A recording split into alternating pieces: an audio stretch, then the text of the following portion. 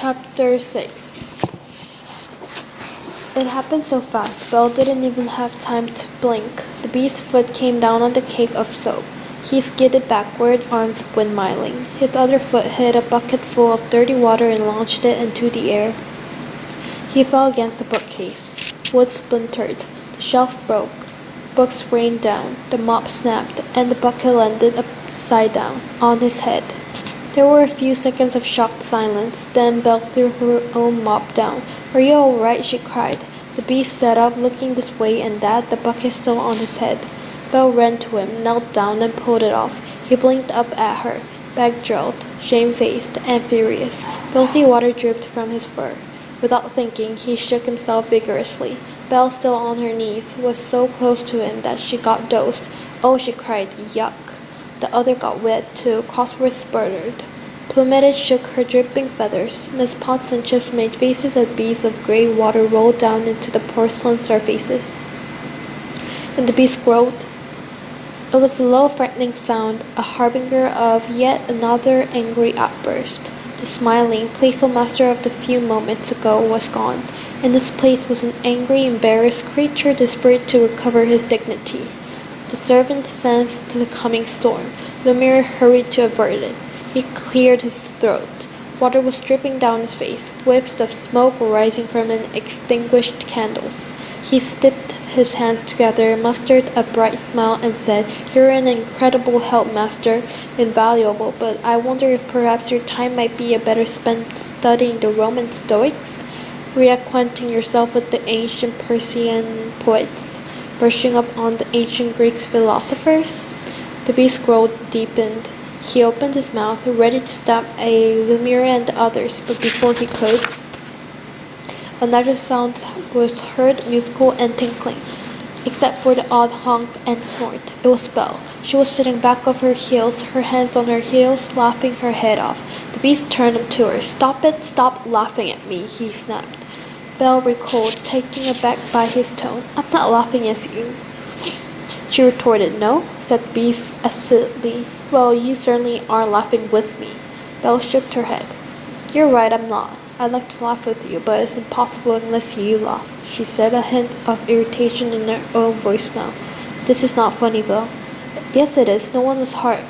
We're all fine. Look at me, my hair is stuck to my head. I'm covered in the dirty water. My clothes are wet. Everyone else looks awful too," she said, gesturing at the servants. "And if you couldn't see yourself, skidding across the floor." She started to giggle again, but a snarl from the beast cut her off. Belle was very close to him, only inches away, so close that he couldn't hide his eyes from her. As he usually did, she looked into them, expecting to see anger. Instead, she saw painful vulnerability. "He thinks I'm being unkind," Belle thought, "that I'm making fun of it." An image flashed into her mind, his chambers and the destruction he'd wreaked within them. She remembered the sense of despair she'd felt in those rooms, and the story Miss Potts had told her about the beast's childhood. His wounds were still deep and still raw. "Why do you care?" a voice inside her asked. "Did the beast care when he made your father a prisoner in this castle, and then made you one?" Belle did not answer the voice, not right away. Instead, the thought of her father.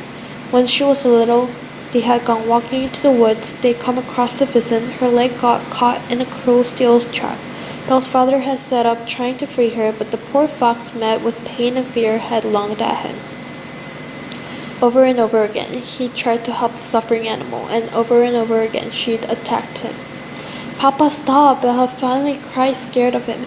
"She's going to bite you." "Hush, Belle," he said. "The fox cannot change your nature, and I cannot change mine." Slowly, patiently, he'd proceeded, until finally the exhausted vixen had sunk down on the ground. He'd been able to open the trap, then free her. "Why do you care?" the voice asked again. Belle answered it by reaching into her pocket.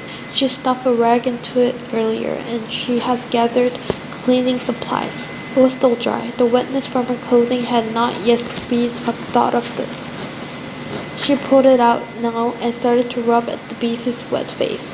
Her touch was gentle, yet he flinched as if she struck him. "What are you doing?" he asked, his voice uncertain now instead of angry. What does it look like I'm doing? I'm wiping your face. You don't need to, it's not necessary. I'm quite alright, he protested. That's too rough. Ooh, stop. You're pulling my fur out. Be careful, that's my nose, you know. My ears are very tender, Belle proceeded, ignoring his complaints. Better? She asked when she was done. I suppose so, yes, somewhat, the beast replied grudgingly. But my coat's filthy and my shirt's socked. I shall go to my bathroom to change, and then to my study. I've been working on a translation of Epictetus. I must take some progress on it. You know, I cannot stop, expected to daily, here all day. He stood up, shook water from his paws, and walked to the doorway. He paused there for a few awkward seconds and cast a last longing glance around the library. He wishes we could stay here, Belle thought, with us. He'd rather mop a dirty floor than be alone in his chambers. Chip-pew, fetch me some clean clothes, he bellowed. Belle heard the coat track some clattering down the hall. He appeared in the doorway and did a double take at the sight of the beast. He pressed two of his hands to his skinny chest and threw the rest of them into the air, distraught at the sight of the master's attire. Now, Chip-pew, you must overreact, the beast said. All messes, accidents, and catastrophes are to be blithened, laughed off. He looked pointedly at Belle, or so I'm told. Chip-pew rushed the beast out of the library and off to his chambers, and Belle and servants were left to themselves. Still kneeling, Belle stuffed the damp rag into her pocket, then started to pick up the books that had fallen into the floor when the beast crashed into the bookcase. We'll have to find some empty shelves there we can put them volumes, she said to the servants. Has anyone seen any? No one replied. That's odd, Belle thought, turning to look at them. They were right there, standing stock still, not one of them had budged since the beast had left the room. They gazed at the empty doorway as if in a daze. Plumetes, Miss Potts, is something wrong? Belle asked, puzzled by their strange behavior. The master was angry. Lumiere started, but he didn't shout. Pluto finished the amazement in his voice. He didn't roar, added Cosworth, or break a single thing, said Miss Potts wonderingly. It must be because she glanced at Lumiere, then Cosworth, looking as if she said too much. Her words trailed away. Because of what? Belle eagerly asked, hoping she might learn something anyways. That would help her understand why she was here. But Miss Potts disappointed her. She merely said, because he has to get back to his work. Frustration gripped Belle.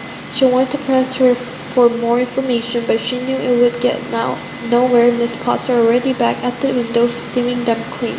This always happened. The servants always found something to do or somewhere to be when she asked the wrong question. Belle felt a crushing loneliness. Refusing to give it to her feelings of hopelessness, Belle picked up a half a dozen books off the floor and looked for a place to put them. She would find out the truth behind her captivities. Maybe not today or tomorrow, but one day she would. And until then, she would take comfort in books, just as she always did.